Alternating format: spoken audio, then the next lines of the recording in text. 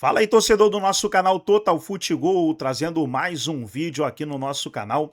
E nesse vídeo aí, trazendo os comentaristas falando sobre o Cruzeiro. Cruzeiro que perdeu por 2-1 para o Flamengo. Foi eliminado aí da Taça Libertadores da América, mas não tem terra arrasada. Cruzeiro, a realidade é que no primeiro tempo foi muito ruim o primeiro tempo do Cruzeiro. Cruzeiro não jogou no primeiro tempo. Aí no segundo tempo voltou com uma postura diferente. Teve o gol de empate e ainda teve um gol que não foi validado, né? Um possível gol que os comentaristas debateram aí se foi gol ou não. O Jorginho tirou a bola, já tinha ultrapassado a linha. Vamos conferir aí o que os comentaristas falaram. Vamos compartilhar aqui no nosso canal para a gente reagir. Você que ainda não é inscrito, se inscreva, ativa o sininho das notificações, fica até o final do vídeo e no final do vídeo eu trago aí o chaveamento da Libertadores. Muitos justificáveis, justos elogios ao Flamengo. Sim. A diferença foi de um gol só. É. Poderia ter sido mais. Pelo volume de jogo do primeiro tempo, poderia ter sido mais. Mas aí volto a lembrar assim, de quem não está acostumado com o futebol brasileiro.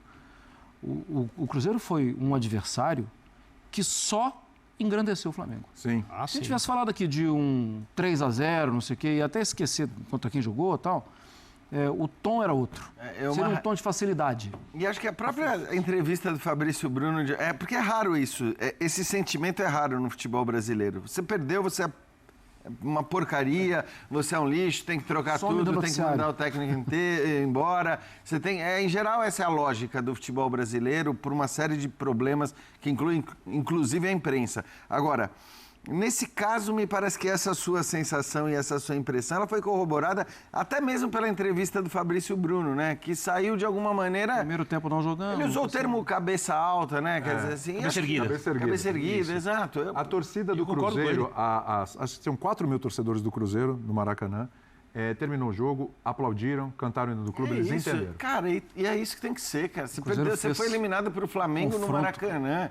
E tudo bem, ainda que o primeiro tempo tenha sido, de fato, um massacre do Flamengo, o Cruzeiro volta massacrando por 15 minutos apenas, chega ao gol de empate e, repito, estava bem depois que fez o gol de empate, ainda continuou, só que aí é isso, você toma um gol do Flamengo, porque qualquer brechinha, o Flamengo vai lá e com a sua qualidade faz o gol, e ali acho que meio a coisa desmontou. Mas, de maneira geral, olhando para os 180 minutos, o Cruzeiro tem mesmo que sair com essa sensação de que, assim, sou o favorito para a Copa do Brasil e no Brasileiro tá difícil, mas enfim... Mas dá para terminar em terceiro, entre os 4. Vale lembrar o gol que o Jorginho salvou, né? Sim. Antes do gol Tem do isso, né, Jair? Aquilo foi um gol do Jorginho, rapaz, impressionante. O gol dele. Não dá para dizer se foi ou não. A imagem não é conclusiva, então isso nem para o VAR. O que é um problema para o VAR. O VAR tem que ter as melhores imagens. Pelo menos aquelas que a gente tinha à disposição não eram as melhores. Aí fica-se com a decisão do campo. No fim foi a decisão correta, né, Calçade? Porque... Aparentemente tem ali... Se você tiver 1 centímetro em cima da linha... Então, a minha visão é que não foi gol. Eu não estou falando nem pela imagem. Eu não estou nem falando pela imagem, porque, de fato, a imagem daquela câmera, ela não está em cima da linha, né? Ela não está exatamente na linha do gol para você dizer, a bola apareceu inteira. Agora, o meu ponto é, o assistente não deu o gol, disse que não entrou. Se o assistente não deu o gol, o VAR não pode, a partir dessa imagem aí, ele não pode, a partir dessa imagem, dizer que a bola entrou. Dessa aí não, se ele tivesse uma boa, sim. Então, mas aí não é nem questão da imagem. Eu insisto só numa coisa, Calçade. Gasta-se agora um grande dinheiro com a tecnologia, agora o VAR semiautomático e tudo mais. O gol é algo tão fundamental e tão decisivo num jogo que custa... Tem que ter a câmera ali dentro. Não é câmera. Custa você usar a tecnologia do chip na bola, que treme o relógio. Que andar pra frente. Pô, isso aí já é uma das tecnologias mais antigas. Vamos aguardar, mas não vai ser nesse no olhômetro. Só para lembrar que essa tecnologia, Premier League 18-19, ela foi decidida por uma bola que foi... A tecnologia captou que por 11 milímetros não entrou. Em um jogo entre Mas aí as pessoas vão ter que conviver com isso. Entendeu? Elas vão ter que conviver com isso. Mas elas porque convivem. Neste caso, elas convivem. Reclama-se de tudo. Não. Esse gol aí, assim, eu digo outras situações. Isso tinha que ser gol. Porque é o seguinte, quando o erro, mas aí não é regra, quando vem uma imagem, quando surge o semiautomático e aparece um bico de chuteira, a gente é obrigado a aceitar, porque existe uma tecnologia. Perfeito. E sempre é assim. Quando interessa, aceita. Quando não interessa, que bom. Não, você tem toda a razão. Isso aconteceu muito com a tecnologia do impedimento semiautomático, porque vai ser milimétrico e tem que aceitar. Tem que aceitar. Mas eu nunca vi, e acho que a reclamação em relação ao gol ou não gol. Porque o gol não gol é algo que, assim, é rápido, não tem a menor discussão. Então, porque acho que, assim, conceitualmente, você pode até discutir, que era a ideia lá do Wenger, você pode até discutir que, conceitualmente, o impedimento ele foi criado para que um jogador não fique na banheira. Então, na hora que você fala, mas isso aqui eram as tais linhas engrossadas da Premier League, que eu adorava. Mas tudo bem, eu não vou entrar nessa questão. Sempre vai sair um...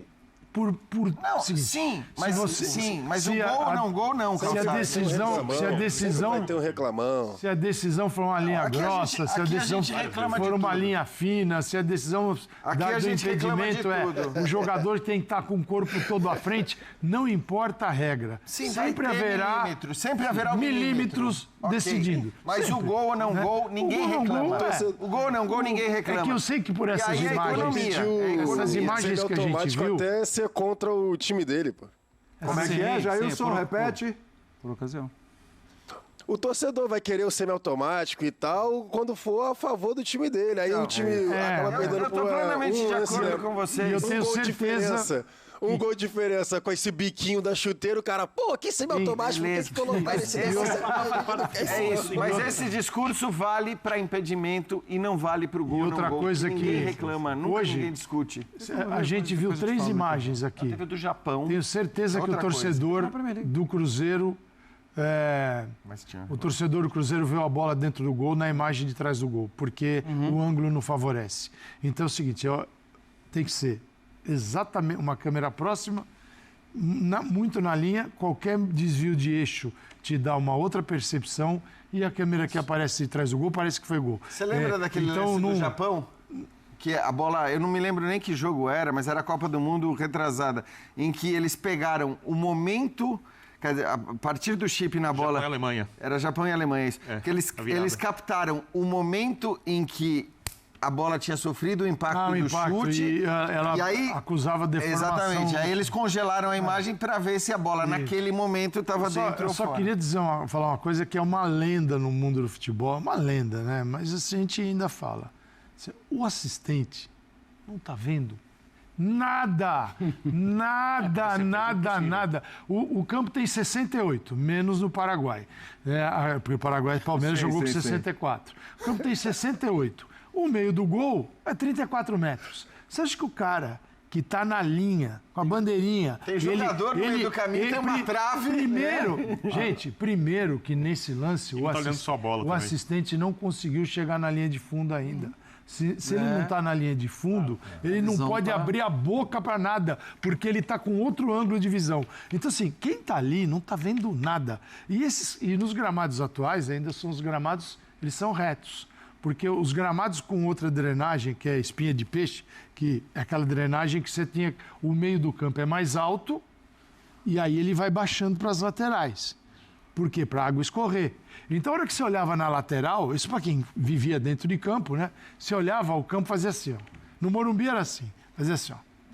Lá no alto, no meio de campo, você não enxergava o outro lado. Por quê? Porque o outro lado era baixo e o meio de campo era uma montanha. Você não enxergava do outro lado. Então, assim, quem está vendo pela televisão não sabe nada disso. Nada disso. Então, o campo é outro mundo. É outro mundo. E eu só falar de... Acho que Leonardo Jardim, ele vai ser cobrado para definir qual é o estilo de jogo. E eu acho que ele vai ter alguns. Ele não vai ter um. Porque, assim, com o Jorge Jesus que era carimbado, com o Felipe Luiz tinha variações, mas ele tinha. E o Flamengo, você não basta vencer, você tem que jogar bem. A expectativa do Flamengo é jogar bem. Jogar bem e vencer, não só vencer. Só lembrando uma coisa, não pode ser assim tão pragmático. Ele é um técnico que gostava muito da transição rápida, com bastante qualidade.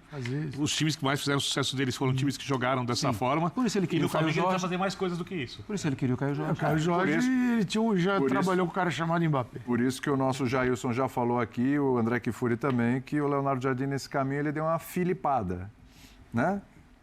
Chegou um pouquinho mais próximo daquilo que o Felipe Luiz fazia, que os jogadores se sentem à vontade com isso. E tudo bem. Não é tudo bem, é obrigação.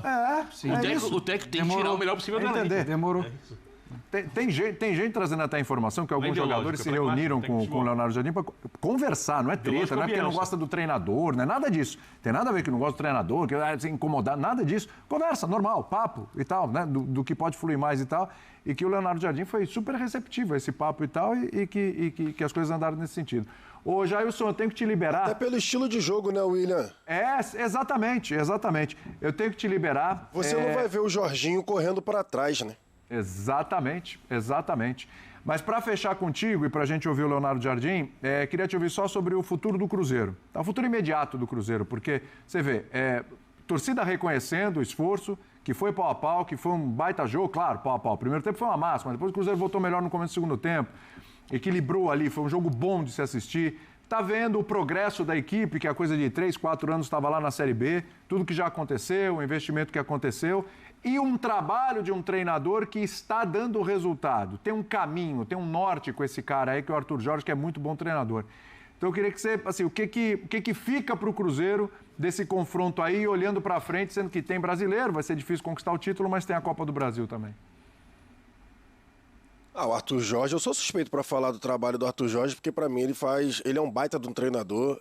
Quando ele chega ao Cruzeiro lá embaixo, no Campeonato Brasileiro, eu lembro que a gente estava conversando no Sport Center, eu falei, o Cruzeiro, até porque não tem nem elenco para isso, né, para estar na zona de rebaixamento.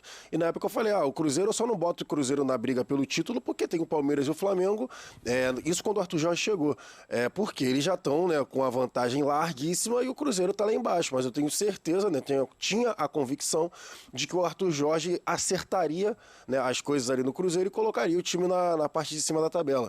E exatamente o que aconteceu. Agora, para mim, o foco do Cruzeiro vai ser na Copa do Brasil, porque no Brasileirão já tem uma situação mais estável, já tem uma situação mais, né, de topo da tabela.